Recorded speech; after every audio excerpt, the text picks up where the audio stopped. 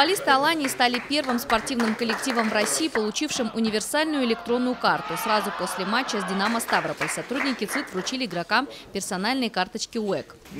Хотелось бы поблагодарить. Спасибо, что нам вручили эти карты. Они очень удобны.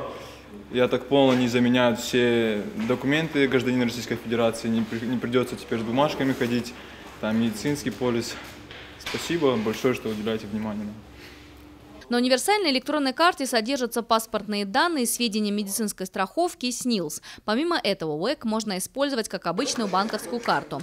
Для каждого региона страны есть отдельные приложения. В Северной Осетии обладателям этой карты положена 10% скидка в одной из крупных сетей ресторанов и кофеин. Список возможностей УЭК с каждым годом будет расширяться. Елена Черенкова, Тимур Мазаев, Осетия ТВ.